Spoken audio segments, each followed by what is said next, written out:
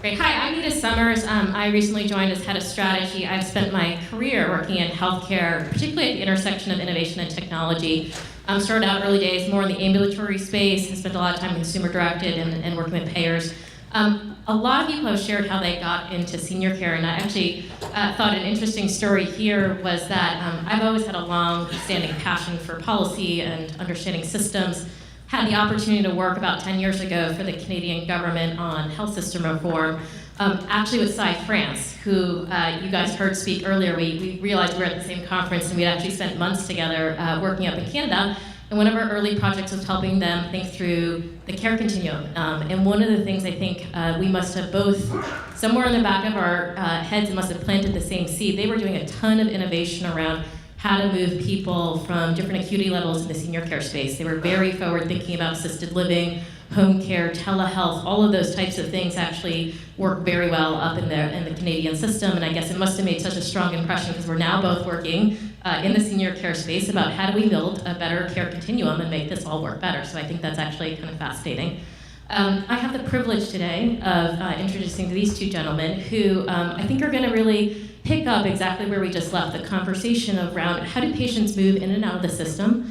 We just talked about folks that are leaving the hospital. Where do they often go next? I had the privilege of joining and walking around their facilities earlier this week. I'm totally impressed with what they put together. Really have spent a ton of time turning around their respective facilities. So would love to introduce you to Timothy and to Starry. Maybe just start with some introductions. Well, I just want to know first off where you got Starry's picture from. It looks like he's 5 years old there. I don't know how that happened. I'm Tim Caslmon. I am the administrator at St. Francis Pavilion in Daly City. I have a 238-bed SNF, so I don't sleep at night and I drink a lot. So I'm just glad you're here. But yeah, I'm originally from Michigan, as you mentioned, so I came out here to do this. Love it. I would never change it for anything in the world. Stressful, for sure, but as we're out here, we help people, and when you help people, good things happen. It's kind of funny, though, one of my colleagues told me one time that this job would be great if it wasn't for the patients and the families, and really it's just a privilege to be here today. I'm very excited. Again, working with Starry, as you mentioned, Starry and I have been great friends for about 6 years now. He worked with me for 2 years at the Pavilion, and then he was promoted and took over the St. Francis Heights, and so it's great to be able. We share a parking lot, the two buildings, literally. So we have 340 beds, right next to each other. So I get to work with him every single day, and it's a privilege to work with him. It's an honor to work with him. I want to share the same sentiment. That's why I left the building. All kidding aside, it's tough to pick up after lunch, I know. Everybody's a little tired, but before I get into it, how many of you actually has been in a skilled nursing facility? Not yourself personally, but just been in. All right. How many of you have been in one that was about 20 years ago? Okay, so you guys have seen the transformation. My mindset when I started out on this career path was not to go into healthcare. I actually wanted to go into marketing. I wanted to do advertisement, and I thought that's what I was going to do when I got out of college. But I had, in one of my upper division classes, I had to spend some time looking at aging. And so I went to one of our CCRCs, Continuing Community Retirement Living campuses, and learned a little bit about what is Medicare, how does Medi-Cal work. And I thought, all right, this is an interesting avenue. My opportunity came in risk management. And risk management was more for skilled nursing facilities, home health care, also private care companies. And we were just analyzing risk. And I said, okay, I can kind of market to them. Not the marketing I wanted to do, but in my journey through that, I started to see that I could probably do more from the other side. And that was the beginning of my journey, is when I met this guy along that path. I tried to actually get him to precept me twice, and he said, no, rejection is hard. It's my license, Inevitably, we were able to converge.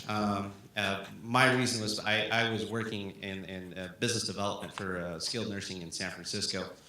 I came across a patient day after day for about a year, and during that time, I just noticed that the patient was just not very involved. So we talked a lot about quality of life, activities of daily living, and the restrictions that or limitations of resources in a skilled nursing setting. And when I started to question what are we doing for this patient, for this resident, it was like, well, this patient's been here forever. No family comes to visit. That's pretty much it. So that's the typical. About 20 years ago, skilled nursing setting is more of a convalescence. It's not so much what are we doing to take care of that aging population and getting them back to a quality of life. Luckily, I was married to the nursing director, so I made it a point every day to bug her about, hey, what are we doing for this patient? And oddly enough, this patient had not ever spoken for over 2 years, does not eat, but just drinks a nutrition cup. And that's been keeping her going for over 2 years. She started to contract severely over that 2-year span. And my constant nagging, we got her some physical therapy. She smiled for the first time. And for the first time ever, she actually laughed. And it was a joy for me because all the staff were saying, that's new. That's a change in condition, a good one this time. And from that point on, I said, I really need to get into a position where I think I can do more. And that was to be an administrator. I did not know what all the headaches to follow with that is, but it was, you go in with the vision, I can change the world. And so here I am, trying to change the world one patient at a time with this guy. That is very inspiring. Maybe you could talk a little bit more and tell us more about the approach you're taking at the Pavilion and the Heights, and in particular, maybe, Timothy, you can start a little bit with kind of your philosophy and how you're managing the workforce, because it sounds like you kind of really stepped into a situation a couple years ago where you're in an older model, and kind of how did you start to really kind of bring it into what it is today? Yeah, it's really interesting, kind of my path. I started out at St. Francis Heights, which is the smaller of the two buildings in Daly City, and I was there for 5.5 years. We took it over. It was a one-star facility.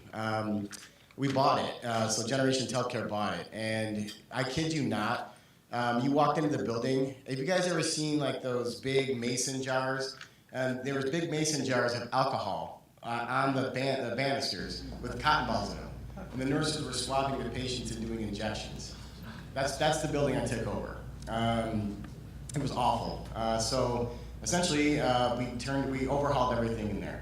We brought in a model of patient care first, as you all talked about today, and we turned it around. We got it to a 5-star facility, and it became the outcomes we were getting were great. And we really we got people to buy into what Starry's talking about. It's like they're not just a number sitting there; it's a patient. You got to care about those people. Our mission statement, it says it's a special and sacred stewardship to care for the elderly, and it is. It's hard, but that's what we do. And if you don't want to be here, then go. And that's what I told my staff, basically. But then I walked the walk. I stood next to them.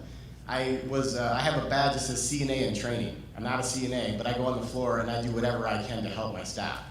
And that's what I did for 5.5 years at that building. And then, it got to the point where it was running so well, things were going really good. And then I took over the Pavilion, again, 238 beds. It had failed 2 surveys. It was basically, it had dropped to about 70% occupancy. The state was coming in January when I took it over, January 2014, the state came in 27 times in a month. 27 times. I mean, it was like, oh, here they come. Hey, how you doing? Nice to see you again. So it was like, welcome. It's like, roll up the party. So I took over that building. It was a mess. I mean, it was on borderline of closing its doors. That was in January of 2014. I came in after that failed the 2 surveys. We passed the 3rd time.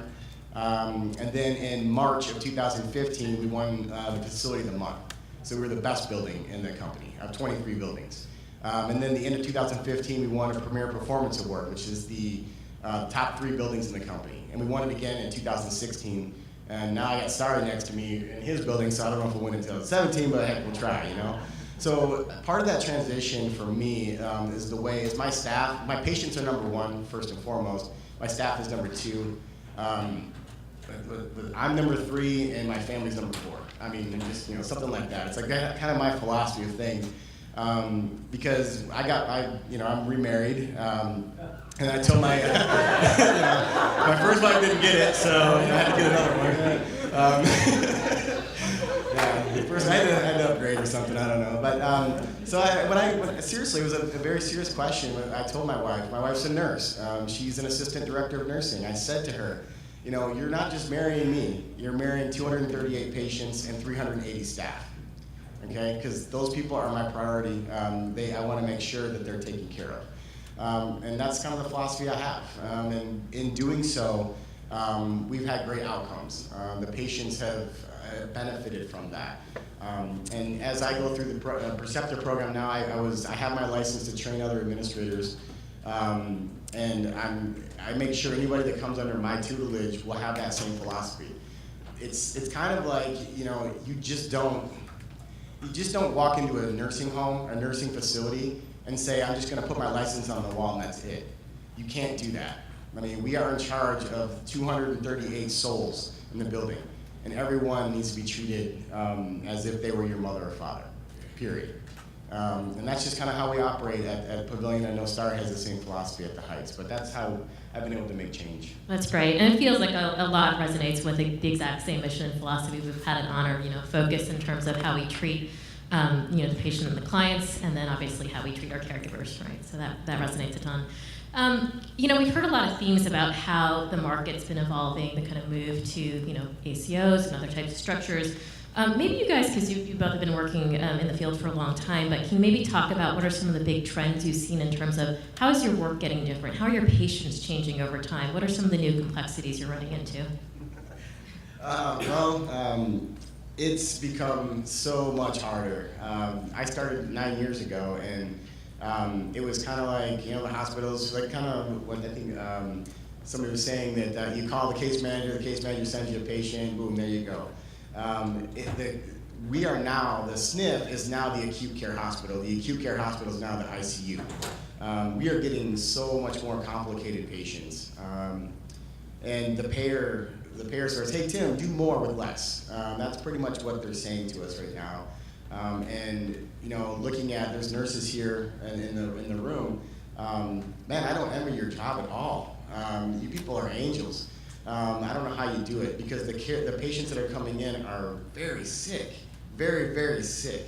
And yet they care for them every single day. And my nurses, I think, I'm lucky I don't drive to work. I take the train, because my tires in my car would be slashed up probably because of all the patients we have to take. But it's become increasingly challenging. And we have a heavy Kaiser building, so we deal a lot with Kaiser. And it's... Boy, oh boy, there's something else. They're fun to work with, that's for sure. But they're pushing the acuity in the building. For example, before we would take maybe the most stage 3 pressure sore in the building. That would be like, whoa, that's a big tough patient. Now we're taking trachs, we're taking all kinds of central lines, we're taking NG tubes, we're using CAD pumps in the building. We're taking stuff that I'm like, I don't even know what that is. I don't know, what does that do? Why does that person have that? I don't know. So it's kind of scary, but we're doing it. We're doing it, and it's challenging, scary, and fun all at the same time. So, sorry. Very challenging. Just to kind of add on, and a lot of people alluded to throughout the day's conversation, it's just the evolution of healthcare. And as Sean mentioned in the morning, there's the requirement for innovation, because if you don't innovate, you disappear. You don't go through, become the next step. And that's actually, if you look at California, there's actually over 1,800 licensed skilled nursing facilities. Years ago, there was actually over 2,000. So a lot of them either become unlicensed by CMS because of poor performance. A lot of it is budget management. And a lot of it is now that skilled nursing has become more transparent. When I mean transparent, it's thanks to social media. That's part of it. There's the Yelp factor. There's the Facebook factor. And then there's the nursing home compare factor, which now you can go online, you can search anything about that facility's performance. And on top of it all now, in 2012, it started with the hospitals. It's the whole do more with less. So hospitals started seeing this thing called readmission penalty. So just looking at numbers, what Kaiser's projecting for 2017, they're thinking there's going to be about $528 million in penalties for readmission. And that's going to trickle down to the SNFs. So not only are we looking at potential Medi-Cal, Medicaid funding being cut, we're also looking at additional penalties to be levied on top of it for any readmissions within 30 days. Very critical for us because, as Tim mentioned, we deal with a lot of patients in, a lot of sick patients going out. They're not going out 100%. And it's very important to find the partners to work with us on that continuum. And that's where it's forced innovation, the way I see it. If you want to be in the industry, it's hard to say, I'm going to think 10 steps ahead when there's so much regulation coming down, so much micromanagement on policy and restrictions on funding that's just drilling down to the skilled nursing and pretty soon into home health. Home health is not as regulated as it used to be. I'm sorry, it's more regulated than it used to be, and after they're done with skilled nursing, it's going to go to home health. So the question is, how can we continue to try to stay one step ahead of policy, taking care of patients, better outcomes, preventing them from going back to the hospital, and I think that's why it's really good to have this discussion today with all of you. It's an opportunity for us to ask that question. Where am I in all of this, and what can I do to stay in the game?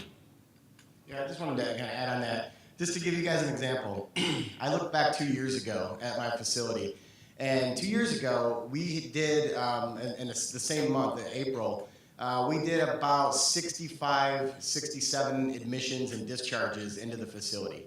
With the things that have been changing and with the Kaiser factor in, I did 148 admissions and discharges this April. So when you look at it, I mean, my gosh, what is going on?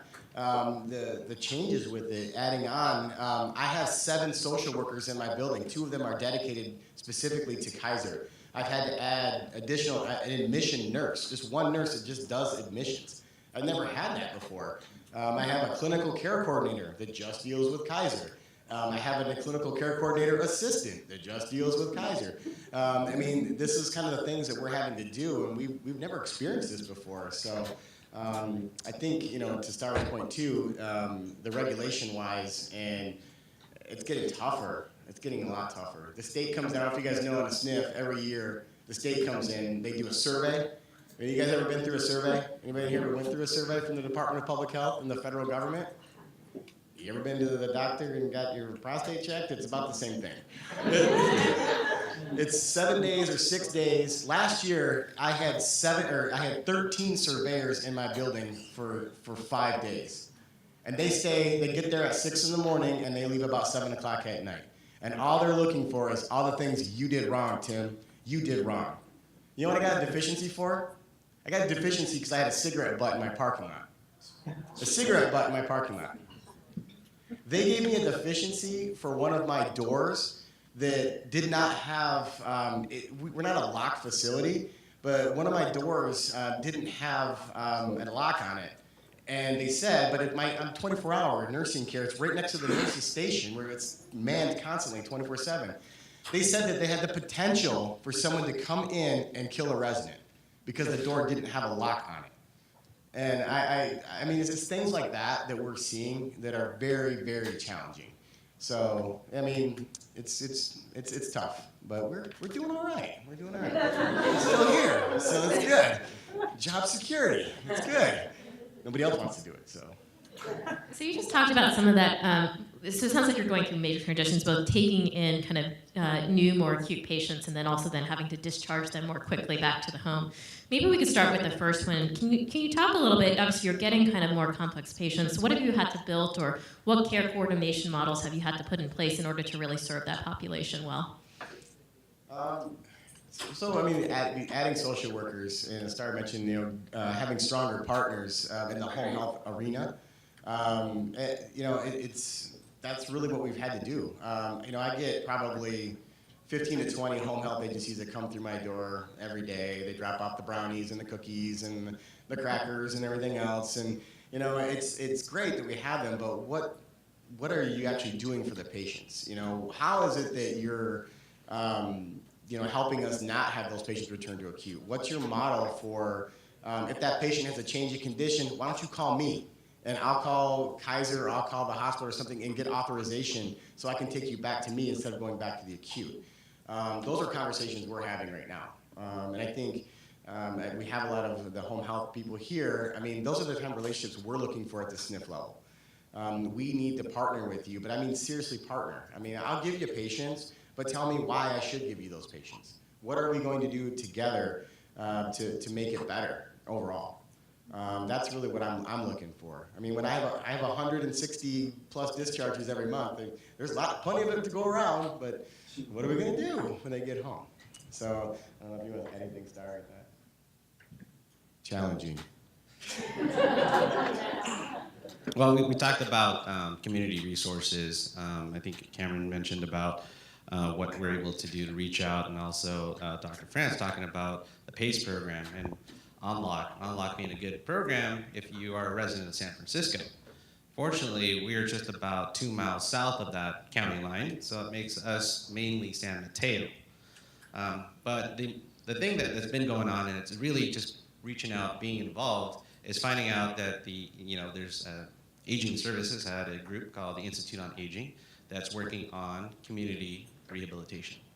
Well, what's that? Unfortunately, it's a pilot project, and it's taken about 1 year to 2 years, but there's been some good success stories. And again, it all comes back down to counties managing their funds, and that is, am I paying you X amount of dollars a day per month for someone who doesn't really need to be there? And it's twofolds. One of it is cost management. The other is the quality of life. So for patients that are more able and willing to, it requires a lot of coordination. It requires a lot of identification because aside from trying to deal with regulatory issues, patient care issues, family concerns, physicians, managing your bottom line, you're trying to also make sure you take care of the patient, right? Don't lose sight of why you got into the industry. So finding out resources and partners like the Institute on Aging, that's key. It's just trying to see what's out there, what's available. And sometimes those agencies just aren't ready. Unlock is full. There's a wait list. So what do? Kaiser has actually been pretty creative with us. In fact, that's how we actually heard about Honor for the first time. It was actually through Kaiser. So just I'll qualify that. I don't work for Kaiser. I also don't work for Honor. So I just put that out there in case Kaiser says, why is he talking about Kaiser? But for the most part, between our two buildings, we deal with roughly about 80 to 100 Kaiser members a month. With that being the case, they have a huge population in the city, San Francisco, as well as South City. This goes all the way down to, Redwood City area. So that's a lot of members. And they have a lot of patients that get sick. And they need to be able to move those patients on. So patients will come to us, not always the ortho patients, but there'll be more complex patients with tough family dynamics. The solution to that was, you need to provide more one-on-one care. The counter to that was, I'm not set up to do one-on-one care. So how can we make this more meaningful? Well, we've got the service here that they're going to bring someone in who's going to assess the patient.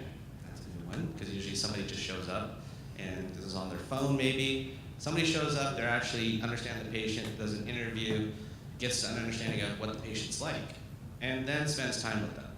Doesn't just sit there and watch them, but is actually engaging with them. There you go, quality of life.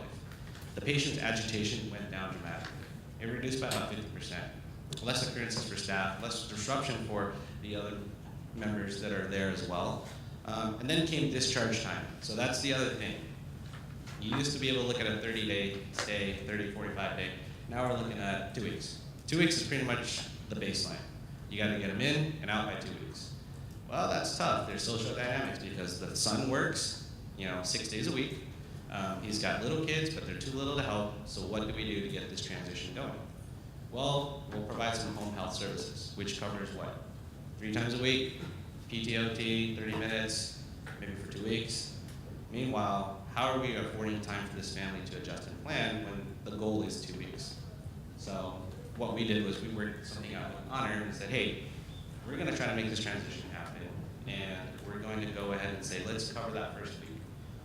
We did the first week of transition, and surprisingly enough, the next day I get an email, and it said, this is what happened during the stay. Usually, I don't get anything, or I get a complaint. But it was actually refreshing to hear that there was engagement. Some still like to watch the TV program shows, so we watched it together. There were certain foods he liked or he didn't like, so I made sure that we were making sure that the food that was coming was a preference, because we had to look at readmission, right? If they're not eating well, weight loss. If they're not drinking well, dehydration. Everything hands in. So it's nice to get a care note that actually gave more information than I'm used to, which is zero.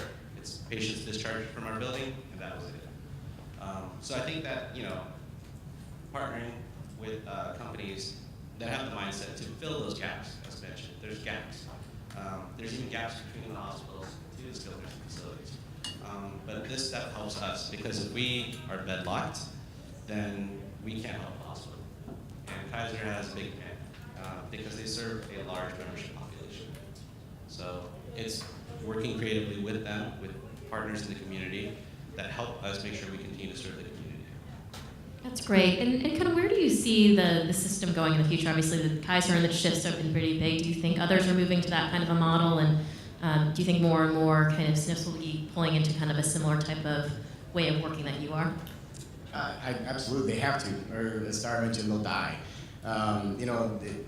It's kind of our business now is changing like that. I mean, we need to get them in, get them out, but still make sure that the outcome is good. How do you do that? I mean, and as you see, the penalties will be coming for SNF. If you send a patient home and they're not ready and they go back to the hospital, guess what? You're going to get this big fat penalty, then you're going to lose money and you're going to go out of business. So it's definitely, everybody's going to have to evolve that way. So I definitely see progress. With all of the challenges you keep talking about, what gives you hope? What makes you kind of excited about the future? It's exciting for me. I'm not a clinician, as you can probably tell. I'm a history major, and I don't know how I fell into this, but I'm excited because the SNF is now becoming that hospital side. I see that I'm going to see new things and learn new things, and I get to see my staff grow. I can attract better nurses now to my facility because they'll be challenged. It's not taking care of the 88-year-old who just rolls around in her wheelchair all day anymore. It's literally doing TPNs, NG tubes, stage 4 plus wound care, multiple stage 4, wound vacs, CAD pumps. I mean, these types of high acuity patients, nurses are crazy. They love that stuff. I don't get it, man. I mean, they want to do that. They want to be challenged, and they want to hone their skills, because ultimately their goal is to get to the acute care hospital. So if I can give them that training and that skill at my facility, heck yeah, it's exciting for me. I look forward to that. But at the end of the day, as I mentioned in the beginning, all I care about is patient outcomes. And if I can help more people by having better qualified nursing staff, then I'm all in. And I'm really excited about it. Challenging. Indeed. Tim's a little modest, if you can't tell. But the health plan in San Mateo has actually reached out to Tim and working in conjunction, because in hindsight, some people are ahead of others than not. I mean, in mid-2000, I was still touring skilled nursing facilities that didn't know what email was, still had fax machines. So there's a lot of catch-up, especially with the health plans, as that's evolving, because the county health plans have to manage their budget. And if they don't, they start to lose out, they start to get penalties. And they are adapting. They're adapting to models that work. They're adapting to the Kaiser model. Getting the patients in, getting them to a point where they can transition and move out. The tough part about that is, how do you adapt to them? Because it's not always going to work. San Francisco Health Plan, they're a new plan ever since the duals came into place. I think they're also trying to navigate their own way, and how are they going to deal with that population? And how do we deal with that population? It's all challenging because it's driven by, unfortunately, budgets. And so we adapt to the budget. Do more with less. Right, we talked a lot about your population that's kind of coming in and out. You also have a lot of long-term kind of residents. What are either sort of the challenges or some of the new things that you're seeing with care for that population and new services you're rolling out for them? Well, we tried to, we're in the baby boomer generation. I was making a joke there, me making a joke, right? That my mom actually has a lab. Mom's 70 years old, and she called me the other day, and she said, how come you didn't respond to me on Messenger, on Facebook? I'm like, what are you talking about? So she has a laptop now, and she's all on Facebook all the time. And she's our biggest fan, by the way, from our facility, because we have a facility Facebook page. Every time I'm like, oh, that's my son's building. I'm like, Mom, don't do that. Come on. But it's being able to adapt to that type of patient. So we have Wi-Fi in our building, but of course, I get a complaint the other day that my Wi-Fi is too slow. I'm like, well, sorry about that. We have flat screen TVs in every one of our rooms for every bed. So each bed has their own flat screen TV. Well, come to find out, I didn't even know this, we don't have ESPN. And guess what? The Golden State Warriors are playing on ESPN. So I got hate mail. I barely made it out of the building alive. So now I'm going to buy ESPN. But it's catered to that population. I was speaking with some people yesterday regarding some virtual reality tours. One of the things that the state keeps saying to me every year is, how come you don't take your patients on an outing? Okay, state, how about I put 15 elderly people on a bus and send them down to the mall for a little while and see how that goes. One of them falls, you know what I mean? Think about that. Like, I'm going to be just like, oh my God, hope they come, what if they get away? You know, I mean, what if they say, you know what, I like it out here better, I'm leaving. And then, then I have a whole other problem on my hands. But it's a big liability, so, what can I do? I have 152 long-term patients in my facility, 152. How do I entertain those people? And I think that's a great thing. It's something that if I could send them on a virtual tour, hey, that might help. Maybe at least they'll buy me one more year to figure this out. So it's things like that I think we have to adapt to this generation coming in. And there's a lot of them. There's a lot of them. And they all have iPads, they all have laptops, and they all have iPhones. So it's like, I got to make sure I can cater to all those things. So it's a challenge, but there's the word again, challenge, right? Here we go. But yeah, it's something that it's going to be unique to try to come up with some ideas. So. Great. And before I ask any more questions, I just wanted to open up and see if there's any kind of questions from the audience. Oh, my gosh. What's been very interesting to me is that the assisted living world has been expanding. They're growing. There's new buildings. Very rarely do I see any updating of skilled nursing buildings or anything. And I'm just curious because it just doesn't make a lot of sense to me, especially as you're saying, it seems that skilled nursing is becoming the mini hospital now. And just to repeat the question, so the question was, it seems like there's a lot of growth in AL and IL, and less so a lot of updating in the SNF world. So, as I've come to learn, skilled nursing has a lot of regulation, and one of the additional regulations, it sounds funny, but you need a permit to change a light bulb. Loosely speaking, we recently went and upgraded our lighting systems to LEDs, try to be more environmentally friendly, less energy consumption. It was a 2-year project because we had to fill out an application with a group in California. It's called OSHPOD, and for any of you who work in the hospitals, you know who they are. They've got multi-million-dollar lawsuits between the hospitals and OSHPOD because they're slowing down construction. Upgrades will happen, it's just slow because unfortunately, and I don't mean to go political on everybody here, but it's just a lot of red tape. A lot of architects have to be involved, a lot of engineers have to approve changes. Changes have to be using a third-party inspector. It's just very cumbersome. And for a lot of our mom-and-pop operations, they just don't have the resources. I mean, they will go bankrupt trying to change out their lights. So, and that's just to answer your question. One of the issues we're having in my area, and I don't really know about your area, is that we're having a hard time getting long-term beds for folks. If there's private pay, it's hard. You can usually get a private pay long-term bed, but then when people are on Medi-Cal, it's even harder. And so a lot of skilled nursing are starting to say that they want to see your financial data, and they want you to have $200,000 or $300,000 before they admit you private pay, knowing that you eventually may go on Medi-Cal. I'm being told that's not legal, and yet it's happening left and right in East Bay. I wonder if that's what's coming up for you around long-term beds in Medi-Cal or availability. So the question is really around long-term patients. Is there any kind of trends in terms of turning those patients away or requiring certain amounts of financial liquidity? So what we're seeing, and my response is, a Medi-Cal patient, if they do not require skilled nursing care, the health plan will deny their Medi-Cal. And so therefore, now I have a private pay patient in my facility who has dementia, has a bank account somewhere. They don't know where it's at. They don't know how much money they have. And so now they're just racking up a bill. I have probably, in my past 3.5 years in this facility, I've dealt with patients that have racked up over $200,000 a bill with us just because they don't have anybody to speak for them. And they probably have money somewhere, but it's gone. And so I hesitate sometimes. I'll take a long-term Medi-Cal patient that needs my care, because that's what I do. But if the patient does not need my care, just has nowhere else to go, and needs 3 hot meals a day in a bed, that's not what I do. I take care of sick people. So that's why a lot of times when the hospitals call me about a long-term care patient, do they need my help? Do they really need my services? I'm paying an RN $40 an hour that's very skilled to care for a patient that needs IV, needs those types of things. So, but unfortunately, until we can get assisted living, Medi-Cal waivers and assisted living, Yeah. where there really are places taking them, these folks on Medi-Cal have nowhere else to go.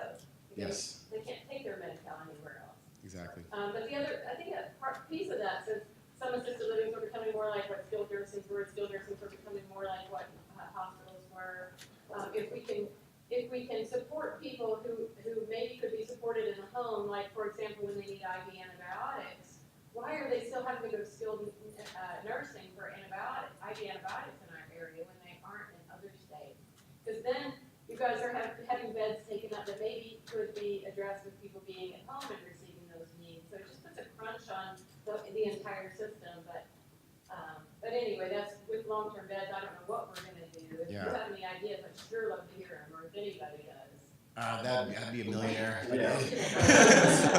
But it's a definite problem in the San Francisco area. I mean, you know that there's a lack of it everywhere, and I get a lot of calls from people.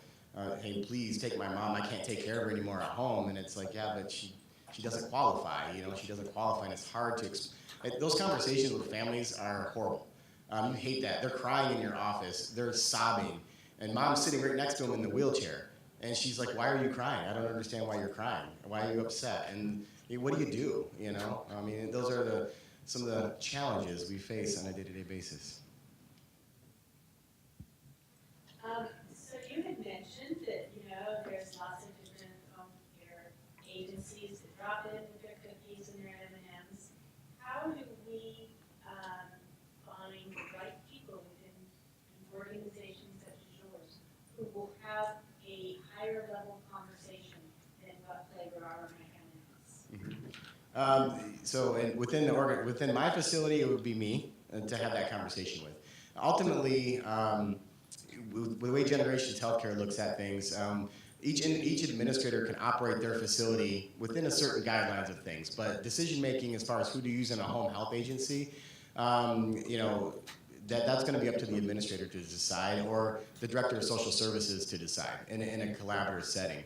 But again, sometimes it's not even dictated to us by the home health agency or myself. It's Kaiser deciding. It's the family's already chosen someone. They've had somebody in the past. So I always err on the side of the patient. What do they want? What does the family want? Like if it's hospice or home health or any of that thing, I will offer, as I mentioned, the hospital list that said, here's all the SNFs in your area.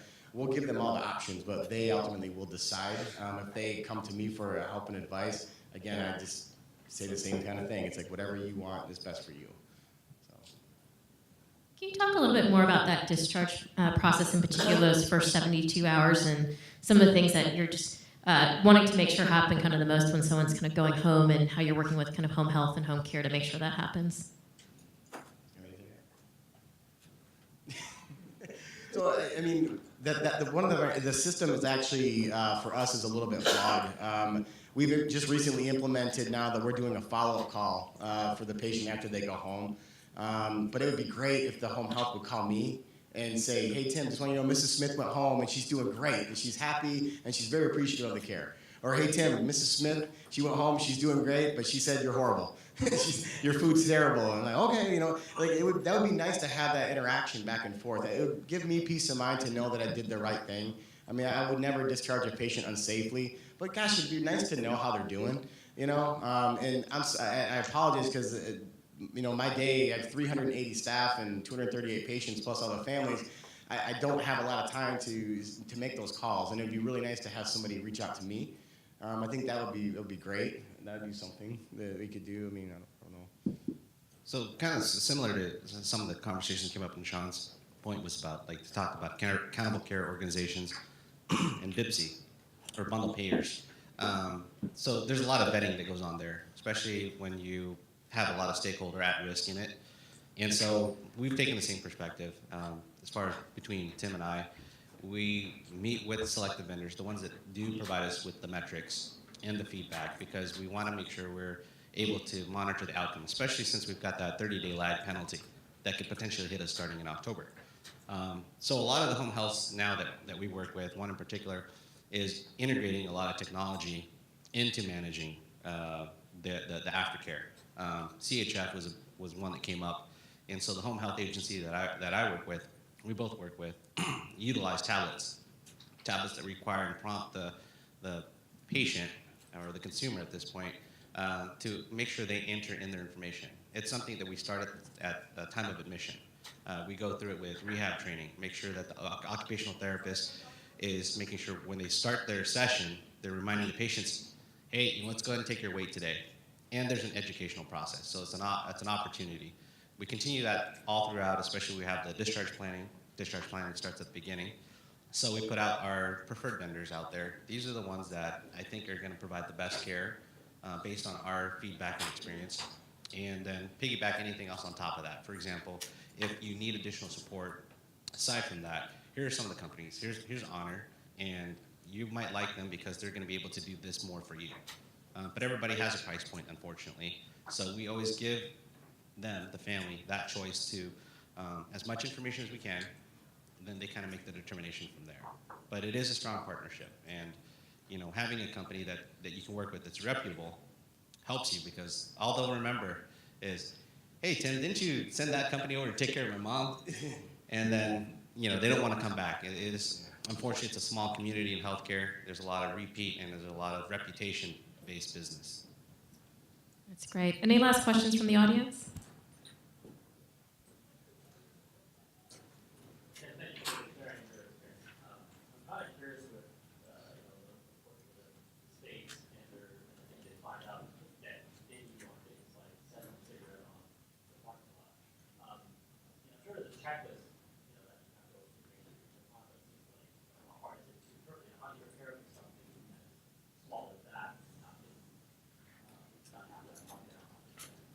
Yeah, the regulations are really gray in a lot of areas. It's up for interpretation. State surveyors, some of them are very understanding about things. They get it, they understand that sometimes things are going to happen, and they kind of give you the benefit of the doubt. But there's some that they take pride in punishing a facility, and those are the ones you get a mixed bag when they come in. So preparation-wise, we just try to do the right thing every single day. And at the end of the day, they're going to find stuff that's wrong in the facility. We know it. But it's just a matter of limiting the number of things that they find. With 13 of them coming in our building, I received 13 deficiencies. So each of them had to give me at least one. And I was like, thank you, that's great. But it was minor little things. But for example, one of the deficiencies I got was we had a patient that was on a puree diet. So puree, right? So the order was for a size 20 scoop of mashed potatoes. We gave a size 21 scoop, so he got a little more mashed potatoes than he should have. And he didn't gain a bunch of weight, or nothing negative happened to the patient because of that, but we got a deficiency for failing to follow a physician order. So when you read on Medicare.gov, it'll say, facility failed to follow a physician order. What does that mean? That means, like, what, I could have gave somebody the wrong pain medication? No, I gave him a little bit more mashed potatoes than necessary. So it's you just kind of smile and go, thank you, don't come again, have a nice day. I just also wanted to say, I know Tim mentioned, his patients are first, but working with this guy and this guy, we actually are aligned with the visions of the founders of Honor too. We're actually, how I've seen the transformation happen in his buildings, both buildings have been, is actually the staff. When you're married, you have a happy wife, happy right? So it's the same, except for the first time, right? But it's the same way with your staff. If your staff, if they know you care about them, they know you ask and you inquire about their personal lives, like how's their son doing? There's a graduation recently. After work, what school are they going to? They're no longer just a unit or a tag. They're a person.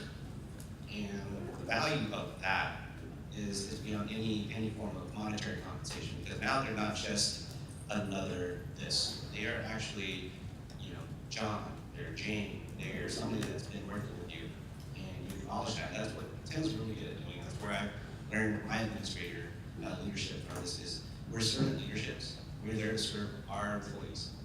Because if they know that and they're happy to be at work, then our patients will be happy, right? You see that smiling face coming into your room, it's not going to be that bad of a day.